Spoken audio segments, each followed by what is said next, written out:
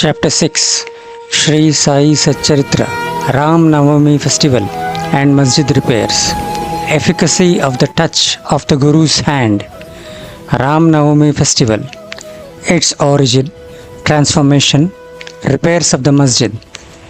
Before describing the Ram Navami Festival and the Masjid repairs, the author makes some preliminary remarks about Sadguru as follows. Efficacy of the touch of the Guru's hand. When Sadguru is the helmsman, he is sure to carry us safely and easily beyond the worldly ocean. The word Sadguru brings to mind Sai Baba, the perfect master. He appears to me as if standing before me and applying Udi, that is the sacred ashes, to my forehead and placing his hand of blessing on my head. Then joy fills my heart and love overflows my eyes. Wonderful is the power of the touch of Guru's hand. The subtle body consisting of thoughts and desires which cannot be burnt by the gross fire is destroyed by the mere touch of the Guru's hand, and the sins of many past births are cleaned and washed away. Even the speech of those who feel agitated when they hear religious and godly talks attain calmness. The sight of Sai Baba's handsome form chokes our throat with joy, makes the eyes overflow with tears, and overwhelms the heart with emotions. It awakens in us, I am He, Soham Brahma, consciousness, manifests the joy of self-realization, and dissolving the distinction of I and Thou, makes us one with the Supreme, that is one reality. When I begin to read scriptures at every step, I am reminded of my Sadguru, Shri Sai Baba, who assumes the form of Rama or Krishna and makes me listen to his life. For instance, when I sit to listen to Bhagavat, Sai becomes Krishna from top to toe, and I think he sings the Bhagavat or Uddhav Gita, that is a song of teachings by Lord Shri Krishna to his disciple Uddhav for the welfare of the devotees. When I myself start to write anything, I cannot compose a few words or sentences, but when he, of his own accord, makes me write, I go on writing, and there is no end to it. When the disciple's egoism props up, he presses it down with his hand and gives him his own power, makes him achieve his object, and thus satisfies and blesses him.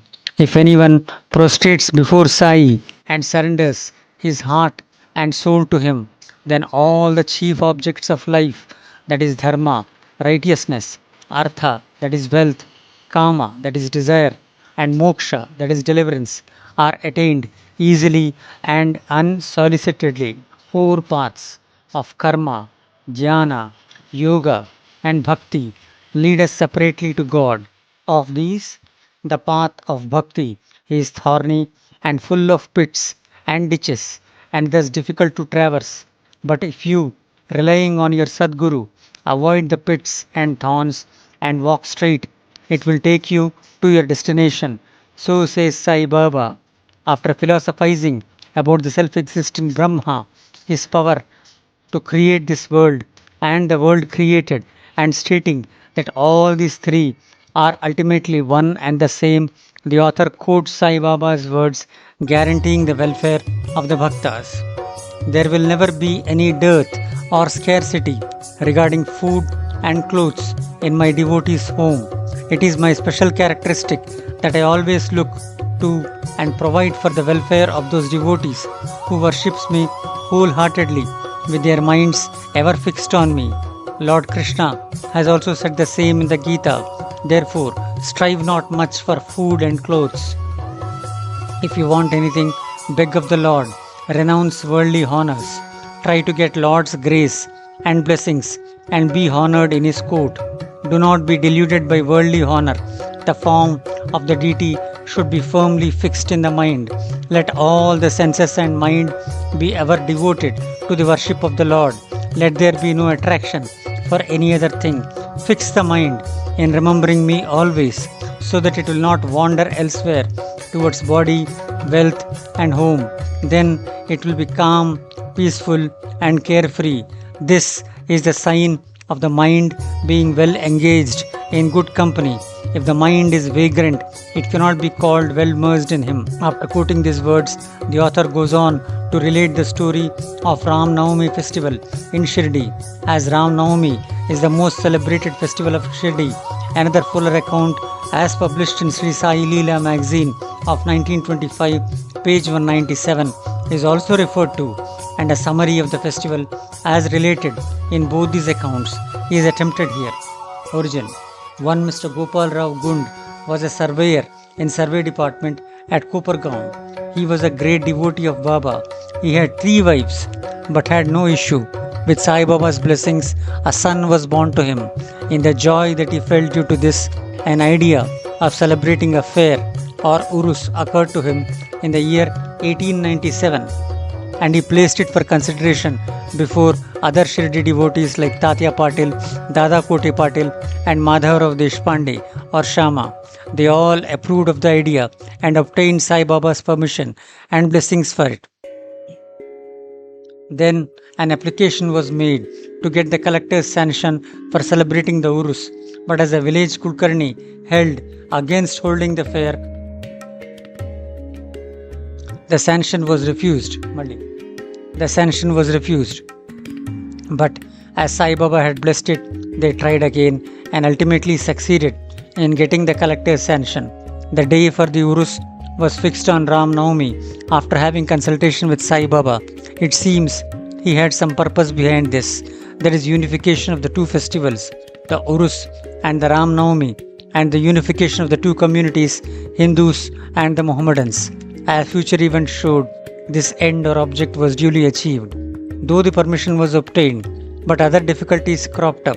Shirdi was a village and there was scarcity of water. There were 2 wells in the village. The one in use dried up soon, and the water from the second was brackish. The brackish water was turned into sweet water by Sai Baba by putting flowers into it. This brackish water was turned into sweet water by Sai Baba by putting flowers into it. As the water of this well was insufficient, so Tatya Patil had to arrange to get water from outside.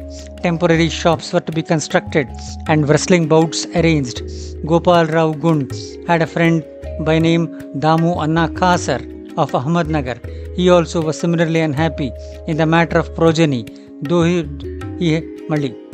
also was similarly unhappy in the matter of progeny.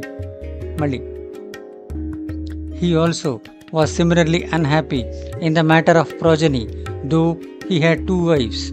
He too was blessed by Sai Baba with sons, and Mr. Gund prevailed upon his friend to prepare and supply 1 flag for the possession of the fair. He also succeeded in inducing Mr. Nana Sahib Nimonkar to supply another flag. Both these flags were taken in procession through the village and finally fixed at the 2 corners of the masjid, which is called by Sai Baba as Dwarka Mai. This is being done even now. The sandal procession. There was another procession which was started in this fair. The idea of the sandal procession originated with one Mr. Amir Shakkar Dalal, a Mohammedan Bhakta from Kurhala. This procession is held in honor of great Muslim saints. Sandal, that is chandan paste, and scrapings are put in the thali, that is flat dishes, with incense burning before them and carried in procession to the accompaniment of band and music through the village. And then, after returning to the masjid, the contents of the dishes are thrown on the nimbar and walls of the masjid. This work was managed by Mr. Amir Shakkar for the first 3 years and then afterwards by his wife. So, on the same day, the 2 processions, the flags by the Hindus and sandal by the Muslims, went on side by side and are still going on without any problem. Arrangement. This day was very dear and sacred to the devotees of Sai Baba. Most of them turned up for the occasion and took part in the management of the fair. Tatya Kote Patil looked to all outward affairs, while the internal management was entirely left to Radha Krishna Mai, a female devotee of Sai Baba. Her residence was full of guests on the occasion, and she had to look after their needs and also arrange for all the paraphernalia of the fair. Another work which she willingly did was to clean and whitewash the entire masjid, its walls and floor, which were blackened and were full of soot on account of the perpetual dhuni, that is the sacred fire of Sai Baba. This she did during the night when Sai Baba had gone to sleep. Every alternate night in the chavadi, she had to take out all the things, including the dhuni, and after thorough cleaning and whitewashing, replace them as they were before. Feeding the poor, which was so dear to Sai Baba, was also an important item in this fair. For this purpose, cooking on a grand scale and preparing various sweet dishes was done in Radha Krishna Mai's lodging, and various rich and wealthy devotees took a leading part in this transformation of Urus into Ram Navami festival. Things were going on in this way, and the fair was gradually increasing in importance. In 1912, when a change took place, that year, one devotee, Mr. Krishna Rao Jogeshwar Bhishma, the author of Sai Sagunopasana, came to the fair with Dada Sahib Khaparde of Amravati and was staying in the Dikshit Vada on the previous day. While he was lying in the veranda, and while Mr. Lakshman Rao, alias Kaka Mahajani, was going with puja materials to the masjid, a thought arose in his mind and he accosted the latter. There is some providential arrangement in the fact that Urus or fair is celebrated in Shirdi on the Ram Navami day. Ram Navami is very dear to all the Hindus. Then why not begin the Ram Navami festival, the celebration of the birth of Sri Ram, on this day here? Kaka Mahajani liked the idea, and it was arranged to get Baba's permission in this matter. The main difficulty was how to secure a Haridas who would do the kirtan and sing the glories of the Lord on the occasion. But Bhishma solved the difficulty by saying that his Ram Akhyan, the composition on Rama's birth, was ready, and he would do the kirtan himself while Kaka Mahajani should play on the harmonium. It was also arranged to get the Suntha Vada, that is ginger powder mixed with sugar, as prasad prepared by Radha Krishna Mai. So they immediately went to the masjid to get Baba's permission. Baba, who knew everything and aware of what was happening there, asked Mahajani as to what was going on in the Vada. Being rather perturbed, Mahajani could not catch the purport of the question and remained silent. Then Baba asked Bhishma what he had to say. He explained the idea of celebrating Ram Navami festival and asked for Baba's permission, and Baba gladly gave it. All rejoiced and made preparations for the Jayanti festival. Next day, the masjid was decorated with buntings, that is, a cradle was supplied by Radha Krishna Mai and placed in front of Baba's seat, and the proceedings started. Bhishma stood up for kirtan, and Mahajani began to play on the harmonium. Sai Baba sent a man to call Mahajani. He was hesitating to go, doubtful whether Baba would allow the festival to go on. But when he went to Baba, the latter asked him as to what was going on and why the cradle was placed there. He answered that the Ram Navami festival had commenced and the cradle was put out for that purpose. Then Baba took a garland from the nimbar and placed it round his neck and sent another garland for Bhishma. Then the kirtan commenced. When it came to a close, loud sounds of victory to Sri Ram went up, and gulal, that is colored powder, was thrown up all around amidst band and music. Everybody was overjoyed when suddenly a roar was heard. The red powder, thrown promiscuously, went up and somehow fell into Baba's eyes. Baba got wild and began to scold and abuse loudly. People got frightened and took to their heels. The intimate devotees who knew Baba well took these scoldings and outpourings of Baba as blessings in disguise. They thought that when Ram was born, it was proper for Baba to get wild and enraged to kill Ravana and his demons in the form of egoism and wicked thoughts. Besides, they knew that whenever a new thing was undertaken at Shirdi, it was usual with Baba to get wild and angry, so they kept quiet. Radha Krishna Mai was rather afraid and thought that Baba might break her cradle, and she asked Mahajani to pull the cradle back. When he went to loosen and unfasten the cradle, Baba went to him and asked him not to remove it. Then, after some time, Baba became calm and the day's program, including Mahapuja and Aarti, was finished. Later on, Mr. Mahajani asked Baba for permission to remove the cradle. Baba refused the same, saying the festival is not yet over.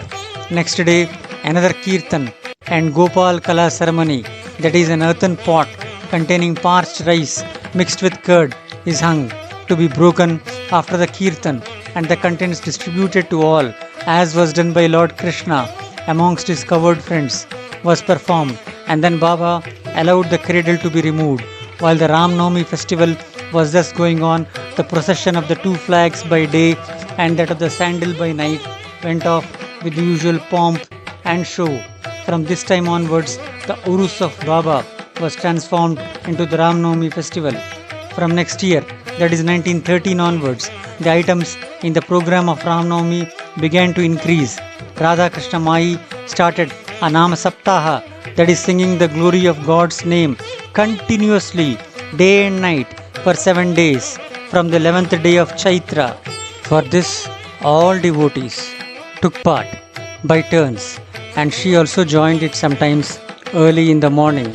As Ram Navami festival is celebrated in many places all over the country, the difficulty of getting a Haridas was felt again. But 5 or 6 days before the festival, Mahajani incidentally met Bala Bua, who was known as modern Tukaram, and got him to do the Kirtan that year. The next year, 1914, another Bala Bua, Satarkar of Birhad, Siddha Kavati district of Satara, could not act as a Haridas in his own town, as plague was prevailing there, and so he came to Shirdi with Baba's permission, which was secured through Kaka Sahib Dikshit. He did the Kirtan and was sufficiently recompensed for his labor. The difficulty of getting a new Haridas every year was finally solved from 1914 by Sai Baba, as he entrusted this function to Das Ganu Maharaj permanently, and since that time he has been successfully and creditably conducting the function until now. Since 1912, the festival began to grow gradually, year by year. From the 8th to the 12th of Chaitra, Shirdi looked like a beehive of men. Shops began to increase. Celebrated wrestlers took part in wrestling bouts. Feeding of the poor was done on a grander scale. Hard work and sincere efforts of Radha Krishna Mai turned Shirdi into a Sansthan. Paraphernalia increased. A beautiful horse, a palanquin, chariot, and many silver items, utensils, pots, buckets, pictures, mirrors were presented. Elephants were also sent for the procession. Though all this paraphernalia increased enormously, Sai Baba ignored all these things and maintained his simplicity and modesty as before. It is to be noted that both the Hindus and the Mohammedans have been working in unison in both the processions during the entire festival, and there has been no confrontation or quarrel between them at all so far. First, about 5,000 to 7,000 people used to gather, but that figure went up to 75,000 in some years. Still, there was no outbreak of any epidemic disease nor any riots worth the name during the past so many years. Repairs to the masjid. Another important idea occurred to Gopal Gund. Just as he started the Urus or fair, he thought that he should repair and renovate the masjid. So, in order to carry out the repairs, he collected stones and got them dressed. But this work was not assigned to him. This was reserved for Nana Sahib Chandorkar, and the payment work was reserved for Kaka Sahib Dikshit. Initially, Baba was unwilling to allow them to have the work done, but with the intervention of Mahalsapati, a local devotee of Baba, his permission was secured. Baba took a small gadi or a throne for his seat, discarding the usual piece of sackcloth used till then. In 1911, the Sabha Mandap, that is the courtyard, was also put in order with great labor and effort. The open space in front of the masjid was very small and inconvenient. Kaka Sahib Dikshit wanted to extend it and put a roofing on it. At great expense, he got iron posts, pillars, and trusses and started the work. At night, all the devotees worked hard and fixed the posts, but Baba, when he returned from Chavadi the next morning, uprooted them all and threw them out. Once, It so happened that Baba got very excited, caught a pole with one hand and began to shake and uproot it, and with the other hand caught Tatya Patil's neck. He took by force Tatya's feta, struck a match, set it on fire, and threw it in a pit. At that time, Baba's eyes flashed like burning embers. None dared to look at him. All got terribly frightened. Baba took out a rupee from his pocket and threw it there as if it were an offering on an auspicious occasion. Tatya was also much frightened. None knew what was going to happen to Tatya and none dared to interfere. Bhagoji Shinde, the leper devotee of Baba, made a bold advance, but he was pushed aside by Baba. Madhavrao was also similarly treated, pelted with brick pieces. So all those who went to intercede were similarly dealt with. But after some time, Baba's anger cooled down. He sent for a shopkeeper, got from him an embroidered feta and himself tied it on Tatya's head as if he were being given a special honor. All the people were wonderstruck to see the strange behavior of Baba. They were at a loss to know what enraged Baba so suddenly and what led him to assault Tatya Patil and why his anger cooled down the next moment. Baba was sometimes very calm and quiet and talked sweet things with love, but suddenly, with or without any reason, got enraged. Many such instances or incidents may be related, but I do not know which to choose and which to omit. I therefore refer them as they occur to me. In the next chapter, the question whether Baba was a Hindu or a Mohammedan will be taken up, and his yogic practices and powers and other matters will also be dealt with. End of chapter 6. Akhilanda Koti Brahmanda Nayaka Rajadi Raja Yogi Raja Parabrahma Srimad Sajdananda Samartha Sadguru Sainath Maharaj Ki Jai. Bow to Shri Sai Baba. Peace be to all. For our readers, no matter where you are, we have made it easy to listen to and learn the 53 chapters of Sai Satcharitra in a simple and understanding manner through the Sanatana Nidhi application. Download the Sanatana Nidhi app and learn about the life of Sai Baba. Additionally, participate in our special quiz program and stand a chance to be winners. After each chapter, take part in the quiz to test your knowledge and win prizes. Join this spiritual journey with your family. Download the Sanatana Nidhi app now, available on Google Play Store and Apple App Store. For more details, visit our website.